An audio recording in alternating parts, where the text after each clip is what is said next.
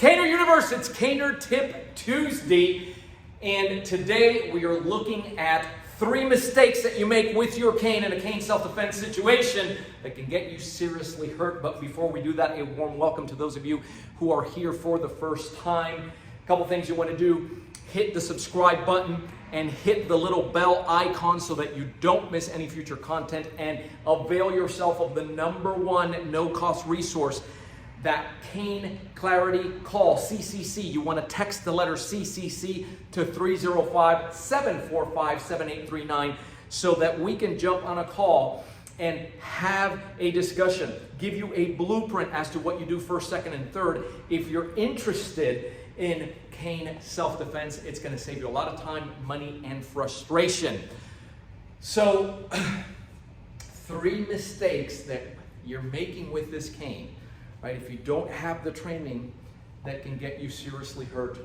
And the first one of those right off the bat is not being able to decipher whether you are in a situation or not, whether this is going to escalate, and you are literally caught with your cane down. You're holding your cane too low. You see a lot of times, you see those who are instructors who are demonstrating cane applications, and the cane is down here, and then the attack is up here, and we are forced to react to that attack. And here's the thing: action is always faster than reaction. And having your cane held too low, so that if he's holding this down here and he has to bring it up and I'm going to tap him here, right? He's never going to make it. He's never going to make it. You can't trust yourself. I've demoed this many times before. So then what do you do? Because you're not hanging around with the cane up here, right? The tip has to be touching the floor. That's the ACSD. You only have 2 ways of carrying this cane. Both of them include the tip touching the floor. Either that horn is pointing towards you in a standard grip, or in a reverse grip where it's pointing away from you. Either way, this is starting to escalate. The cane precedes you. It's there to protect you. And so it's gonna have to come here. And people talk with their hands all the time, so it's okay to bring this up here and say, hey, listen, and just having it here, because here now I can go ahead and catch. Here now I have options. Right here now, I can, partition. I can move with the cane up here, but otherwise, you're not going to make it. So stop holding that cane too low. As a drill, everybody has a different comfort zone here. I have individuals that once he starts walking, stop. That's where I feel comfortable. I have those where he just looks at me and I feel stop. But sometimes we get this. This is too close. This is way too close. It should stop there. As a drill, go ahead and have them walking when you don't feel comfortable, bring up that cane already.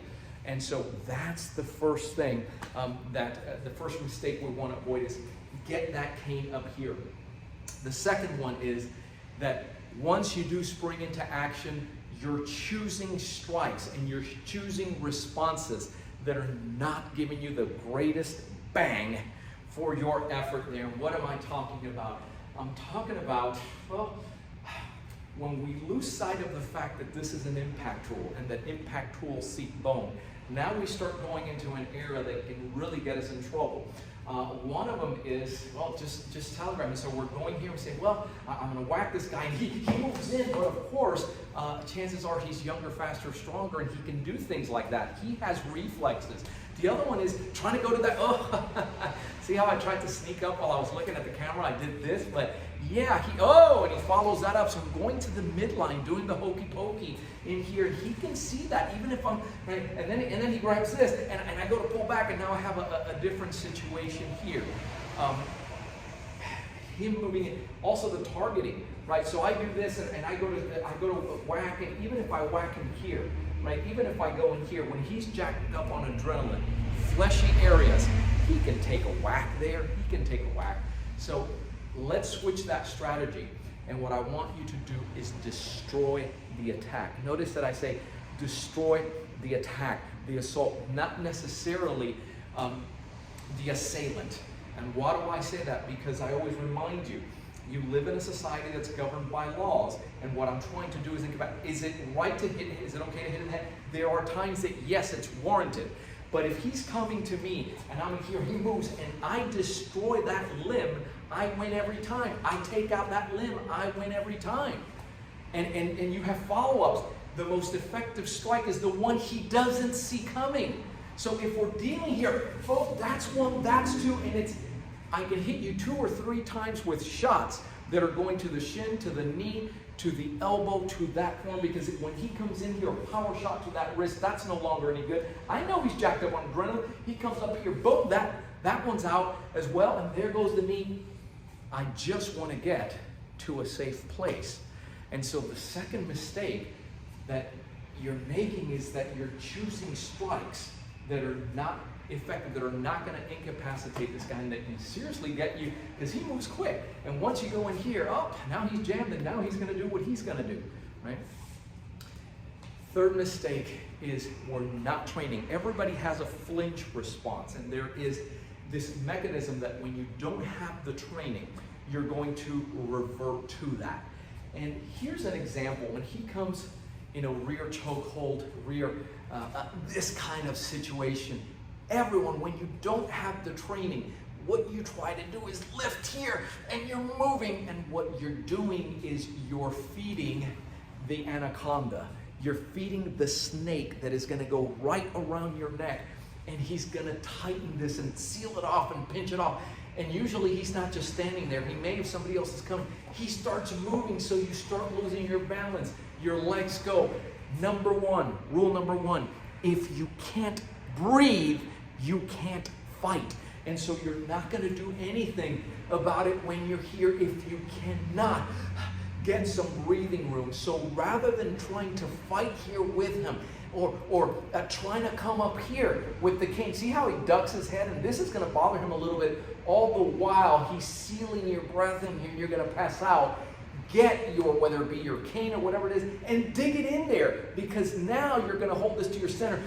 Now you can breathe. Now you can do something about it. Lift that right shoulder and you turn your head to where you can breathe. If I turn away from my midline, which is what everybody tries to do, and come out here, that's your natural instinct, it's going to be lights out. Look to the inside. If you have a horn like this on your ACB cane, look at the quick tap already because he starts feeling it. Now keep in mind he's going to be jacked up on adrenaline. I turn to the inside. Now I can get out of there. Now I can go to town. Now it's different, right? Now I can go ahead. And I'm not going to hold him. I'm showing this just to give you an option. My job is to get out of here, right? There goes his shin if I needed to as a last resort, but it's going to put you in a position that you can actually do something about it. It requires training, because left to our own devices, we're just going to go to what, it's like when you don't know how to swim, you fall in that body of water and you start paddling, you start panicking because, right, and you can't breathe, and boy, that doesn't lead to anything good. So there you have 3 mistakes. And if you want to learn how to do this and get it right, remember, I always remind you what you're looking at here is potential. You're looking at strategies. You're looking at ideas and concepts and principles, but there is a structured step-by-step way of getting this done.